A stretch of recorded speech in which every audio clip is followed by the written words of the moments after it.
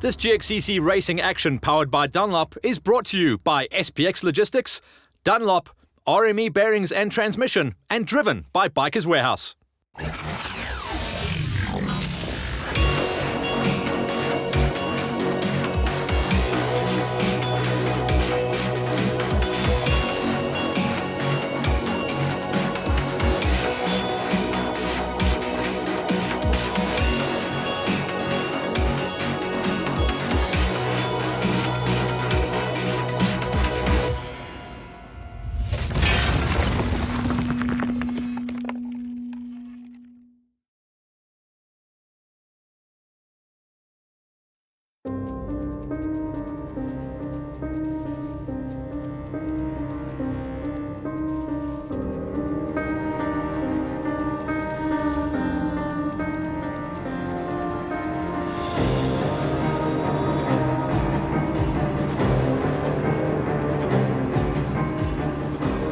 Beyond round number 3, a great one and the first one of the winter season, which means the dust is going to be up, and it sounds like, from what you're telling me, the speed is going to be up too. Yeah, absolutely. This is going to be the fast one for the year. You know, the last couple of races have been quite twist and turny. So for this one, we said we're working with open fields and open land here, so it's going to be fast. We had a bit of rain yesterday afternoon for about 2 hours, so hopefully that rain will keep the dust at bay.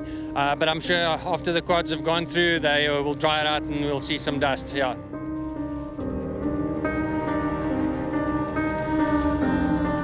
It was the big track that would open up things for the quaddies. A little bit of overnight rain, some morning rain, and a little bit more rain promised as well. Once again, the Q1s would open up Heidelberg, round 3 of the Gxccs. Off the whole shot, championship points leader Keenan Hammond was right there, but Henny Macau on the Honda was looking strong and tasty, with John Aylward, who was running second in championship points, on point, trying to run the numbers here at the flat-out track of Heidelberg. Q2's championship points leader CD Gerson was right there, but Janeman Besadenhout got his big hole shot in his first hole shot of the season to leave CD and David banging bars out into the veld. The Masters, it has been all about Curtis Ferreira so far this season. He couldn't pull the pin this time, and it was the reigning champion, Philip Boyce, who got his KTM hooked up and left the championship leader, Ferreira, down outside the top 5 out of the queue. In the veterans class, the 4x4 power and reaction time of Peter Gerson sent the Can-Am out front, and this was going to be an awesome track. Very smooth terrain, and whatever power you had, you would be able to stretch it all out. Brian Herbst was back with us, a former Masters champion, this time coming back into racing from a 6-month layoff into the WOW class, pulled the whole shot and had Adrian Diaka along for the ride. For the ladies' gate, just 3 ladies making the queue this time around. The championship is going to be all about Celeste Berger and the whole shot queen that is Liesl Barnard. Judith Krücker stalled out off the start, but she'd come good and chase onto the back wheel of the rest of the ladies. The morning session was also all about our junior gate. They'd be going out for a 14-kilometer run in a very technical laid-out track. Again, the morning weather was definitely going to come into play for our juniors. The first gate, as always, the senior 85s.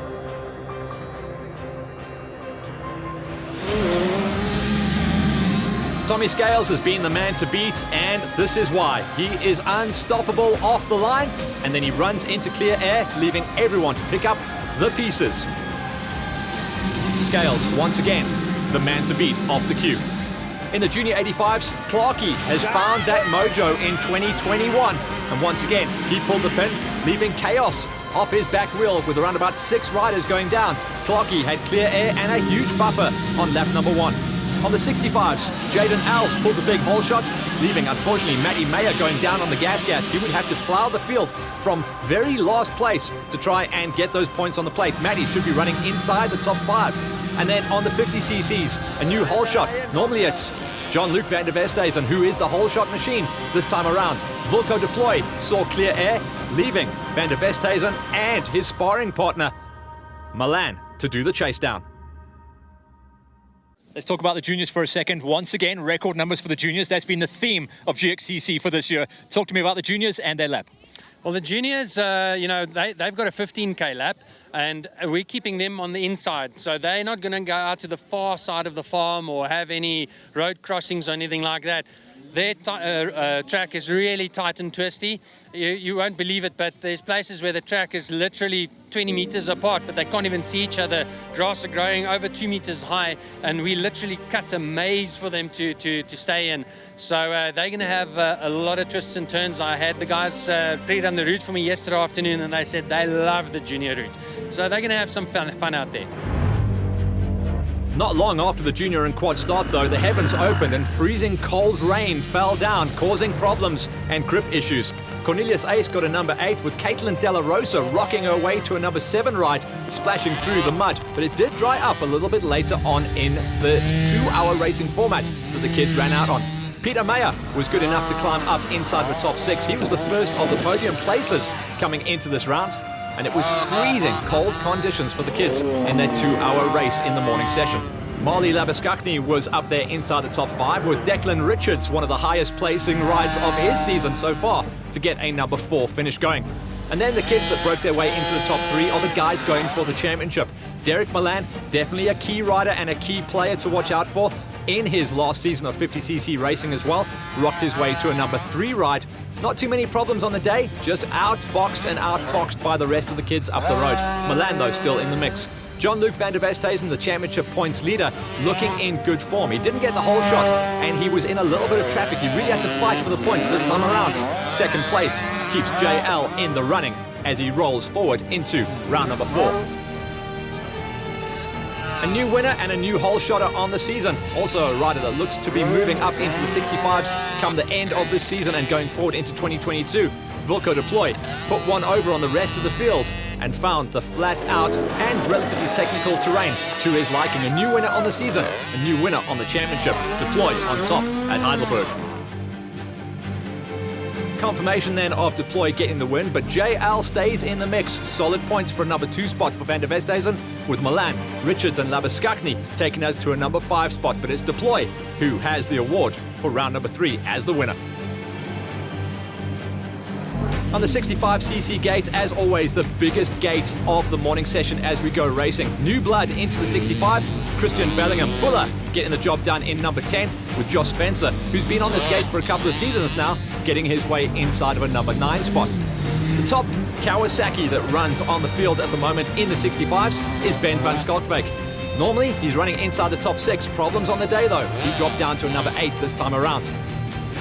Werner Kleinams benefited from that as well. Got himself up inside of a number 7. And then up the road from him was an incredible ride for Matty Meyer. Remember, he was the last rider out of the gate. He had to plow the field and really work, probably the hardest of everyone on the 65cc gate, to get those valuable points and tag a number 6 finish. Up the road from him was Gxcc, who's become extremely aggressive and strong when he lines up to go 65cc racing. It is tough to break inside the top 5.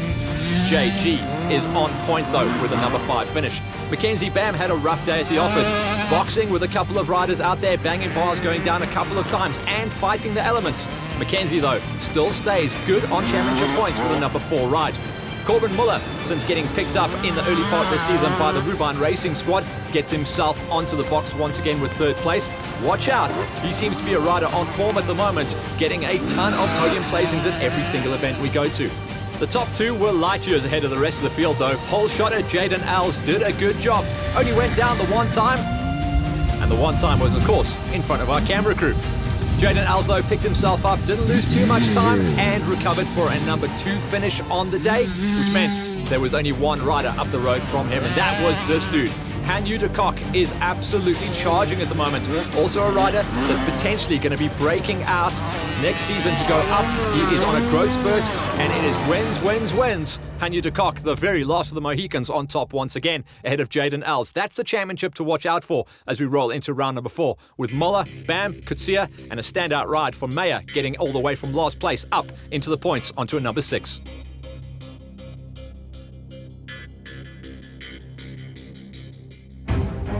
The technical layout of the junior route kept the kids on their toes in the junior 85s. Benru Base walked away with a number 8 finish. All the juniors came back and said the early session was very tough on grip, but the track did get better as the time wore on. Henry Jans van Rensburg was up once again inside of a number 9, showing how greasy the terrain was in the morning session. The Kawasaki's are starting to come good off this gate as well. In the junior 85s, Clayton Human rocks his way inside of a number 10 finish once again with a number 8 ride. Nathan Sinclair was up there once again trying to get his points on the plate, just off the podium placings as well in a number 7, but we know there are certain tracks that suit Nathan a little bit better. Raymond Language, consistency pays the bills. The 72 came off the gate in a good position and didn't have to work too hard for that placing as well. Just kept his nose clean, stayed out of the big roost. John Botmaritz claims the finish as the top Kawasaki, and he's looking factoried up to the max as well. The 177 takes one of his best placings, coming in off Heidelberg on a number 5. Battersby is strong. That's Luke Battersby having a very strong season on the flatland races here at the Gxcc's. 4 finish for him. Bruno Niebuhr had to really muscle and work for every single scrap of a point. He had some problems on the day and still delivered a number 3 ride. Up the road from him was Damien Fenter. Remember, Damien has been in and out of a couple of different manufacturers for the last couple of years, and he's still trying to figure things out on the 114 KTM. Second place, though, shows how good he is coming on the KTM machine. Brandon Clark, the whole shotter, and the kid who has had just dismal luck the last couple of years. It all seems to be a thing of the past as he once again stands on top of the junior 85s. Clarkie on top then, ahead of Fenter, Niebuhr, Battersby and Maritz, with Raymond Language, Sinclair, Human, Van Rensburg and Base taking a top 10. Now on to the big dogs of the junior gate, the senior 85s. The top Honda, great to see the Honda still running out there. Remember, that's a 150 machine, but it is allowed to race in the gate as it's old technology. Hendrik Swartz was the man on that in a number 10 ride, with Alex Krobler getting a number 9, showing how greasy the early morning terrain truly was. Most of the juniors did crash on lap 1 and 2 until the track found its way forward. Lohan LaRue showed us some great sideways, slideways action to get himself inside on number 8, with number 7 going to Johnny Luck. Johnny, unfortunately, couldn't find his mojo that he had in the early part of the season, and the track just didn't suit his style. Couldn't gel with the almost 0 grip conditions in the early part of the day, and had to step 1 off the box to a number 7 finish. Kitleko McKinney, who is doing a great job on the gate and is trying to, as always, be the top Yamaha rider. He's almost outgrown that bike throughout this season though, and he's looking for the time when he can step up for next season into the 125s. He was a number 6. Timmy Blake has been one of the stories of the season on the senior 85s. He's found the perfect setup on his Vans Racing Husqvarna 85, and he gets the traction down well. Number 5 finish for him. Dwayne Combrink finds pace and really is one of those great riders to watch. Loves to get the elbows up. He was inside on number 4, going at it with a lot of the key riders in the mix. The top 4 were very closely matched in the early part of the day.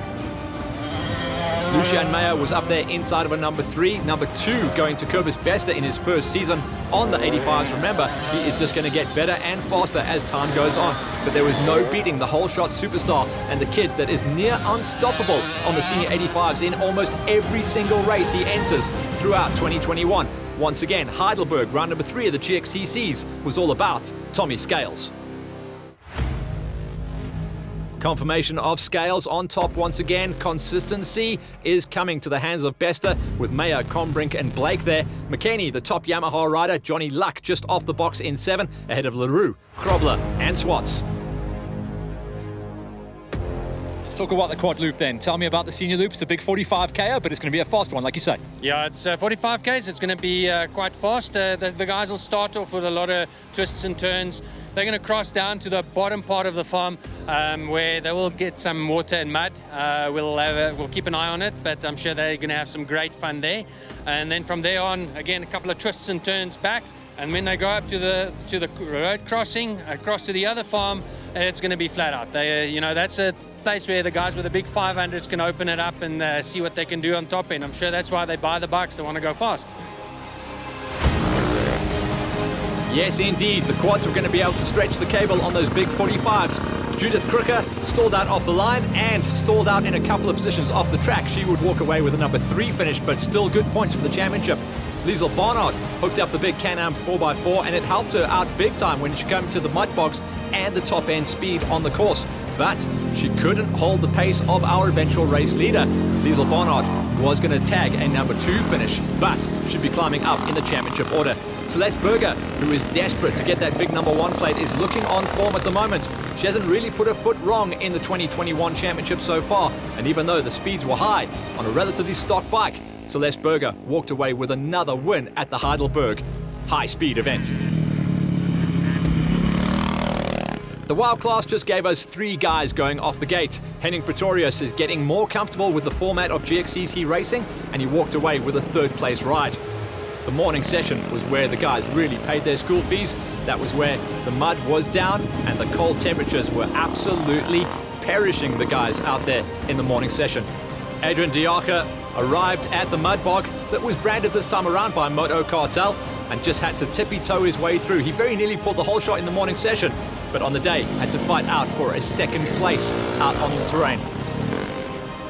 By the end of their 3-hour racing format, the track was drying up nicely though.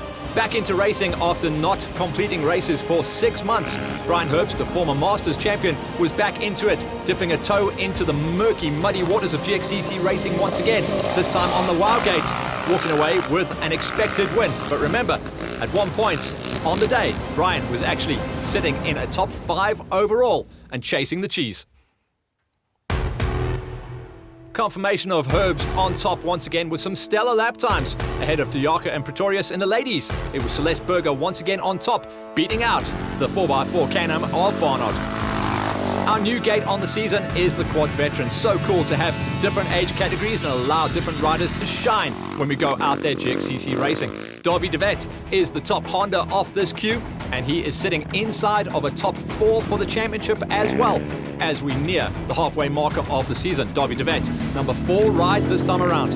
It was a big hole shot coming in for the big guy, Peter Gerson, on the 4x4 Can-Am. He said to me after the race, this is the most fun he has had on a quad race in his entire life. The track was absolutely perfectly set up. Smooth, didn't really ask too much of you, but you could really open up the taps. 3rd place for Peter keeps him in the top 3 for the championship hunt as well. Willie Jacobs, who's trying to get himself up onto the tippy top. He just seems to get outfoxed and outbeaten at each round so far, but I think Willie Jacobs, your time will come. This time around, had to settle for another number 2 spot here at Heidelberg as he got beat out once again by the man who is trying to nail down his first Gxcc championship. That guy is Francois Berger. The Bergers are trying to be the first couple to go man and wife, taking both championships on the ladies quad gate and the now newly formed Quad Veterans Gate. Francois Berger has not put a foot wrong so far. He had some mechanicals towards the end of last season, but this year looking on point. Confirmation of Berger on top ahead of Jacobs, Gerson and de Vet. That is the Quad Veterans. Next up, our Quad Masters. A huge gate and bolstered very much by the DeSanti, pulling in en masse. Even though they had chance to make sure that a couple of riders didn't have too many problems, still, Fernando dos Santos managed to get himself up into a number 8 ride, with Paulo Sardinia having a good run of it. He does like things a little bit more wide open and dry, but he splashed his way through and got it done inside of a number 7. So awesome to have the Santos and Sardinia crew back into the mix. One of the 421 Racing guys out there on a 450 Can-Am, Xander Branken, had a good start to the day's racing, but a big crash forced him to the sidelines with a very, very buckled and bent machine. Still, he did enough points and his positions and lap times were good enough to still score him inside of a number 6. Captain Stock Standard, that's what we call Jaco Kricher, a pretty much out of the box, ready to go racing Suzuki. And this guy blows me away every single time he gets it to the finish, and that's how you get your championship points going. Jaco Kricher, 5th place once again on a track that certainly was showing that his quad was down on horsepower, but he's got moxie and he brings it to the finish every single time. Roxy dos Santos has got plenty of power. He's got the big 700cc Raptor at the previous round that was super dry. That thing was never in a straight line. This time it was never in a straight line for a different reason. The mud and the very cold and challenging conditions. Roxy though still managed to get the big quad muscled through for a number 4 ride.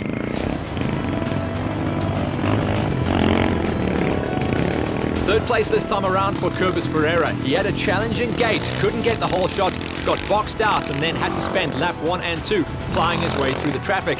That just shows how important a whole shot is and a good gate. Third place for championship points leader Ferreira. It was a return of Henny Macau Sr. This guy has lost nothing in his almost 1 year absence from the sport. Second place shows that he is still up there, and when the timing is right and the course suits him, he will be able to challenge for a win. Second place this time around was a great comeback ride for Macau. Talking about comebacks, it was the return of the unstoppable 525 KTM, the championship winning machine from last year's Masters Championship, in the hands of Philip Boyce. He's been on his spare machine in the opening 2 rounds. He's been picking up scraps of a couple of points. This time around, he starts his championship chase with a big win at round number 3 at Heidelberg.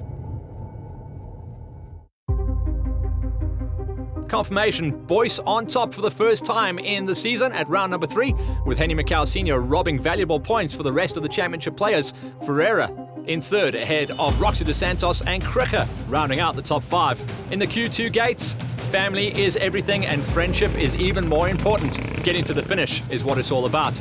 2x2 formation flying and a little bit of help from the friends and family. TJ dos Santos getting towed, but still getting enough points on the plate to manage to get a number 6 finish. Apollo was out there. He didn't have to have any problems. He was simply out there racing and ripping the bars off, and he got himself on the L78 up into a number 5 ride. Apollo is looking very tasty, and I love his riding style. Gets way loose on the big Raptor 700.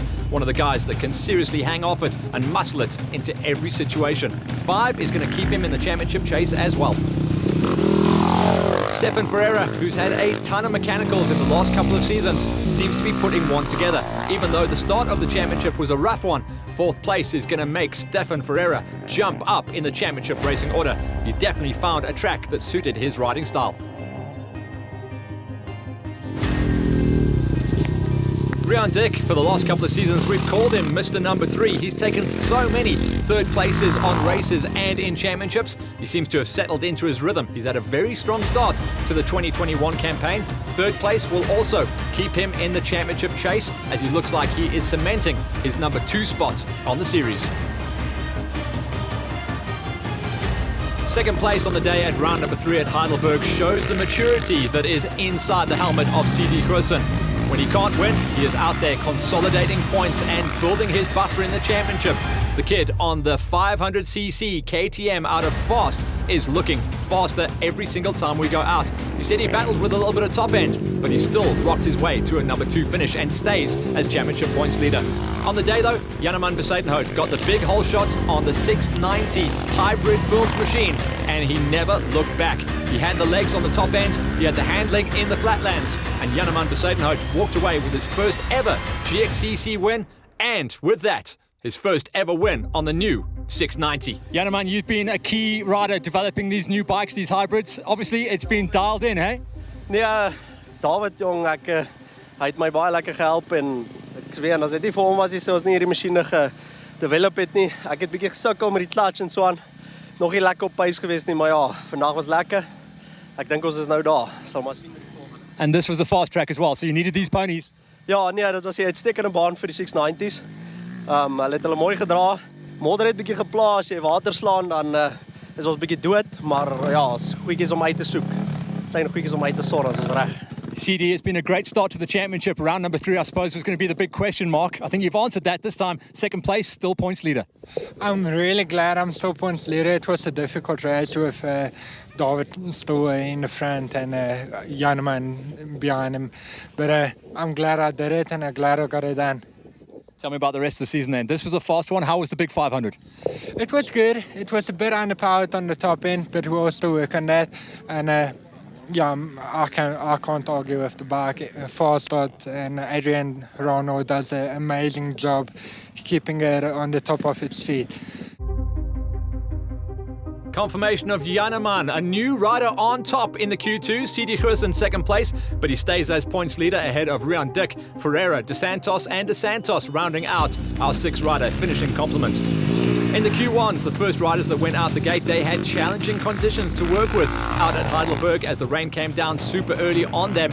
Didn't affect Tinus Kutzer though. He is starting to become a real tasty rider on the Q1 gate, and at Heidelberg tags his highest finish inside on number 5. Henny McCow Jr., who was looking good in the early part of the day, had some mechanical issues later on and would eventually drop down and only score a number 4 finish. That's one of the championship hopeful riders as well. Keenan Hammond also had a tough day at the office. He came into the round carrying an injury and would eventually have to drop out just through the sheer pain that he was suffering out there. Third place still should keep him in the championship points hunt though. That meant that we were going to have a new winner on the tour because remember, it's been Hammond all the way. This time around, Stefanos Muller and Christian Ferreira were elbows up, dicing and doing what they could to get the job done. Muller walks away with second place this time around, his highest finish of the season and his highest finish of his Q1 racing career as well, which meant we had a new winner on the season. After literally years of racing on the Gxcc tour, Christian Ferreira comes out of nowhere at round number 3 to benefit and get the job done. The L51, riding out of Bushman Racing, had a faultless ride. He's been trying to find that consistency in his riding as well as the machine, and Christian Ferreira takes his first ever Q1 Gxcc win and will jump up in the championship order. Dude, probably one of the big smiles on the faces today. I mean, it's been a long time coming for a Gxcc win. Congrats. Thank you. I've had troubles before with my other LTR and I switched over to this new one. It's just, handling is perfect. And I'm happy with the machine. Tell me about the track today. Obviously a crazy start to the day, but after that, these laps were fast. Yeah, today was a fast race. I enjoyed the mud in the beginning, you know, the traction, drifting, and then eventually it dried up and the hard pack became a fast race. Now you know you can take a win. How are you feeling about the rest of the championship? I thought I was in second place. I didn't. This is good news. I'm actually very, very excited because now I know it's just a mindset. That's what it's all about. Get that first win and everything is easier after that. Congratulations to Christian Ferreira getting his first win ahead of Muller, Hammond, McCow, Kutzer and Elwood down in 6th place. That's it for the coverage of our quads and juniors coming out of round number 3 of the Gxcc Championship Tour in 2021. Heidelberg gave us some cracking racing. Tune in next week where we focus in on the pro motorcycle gates.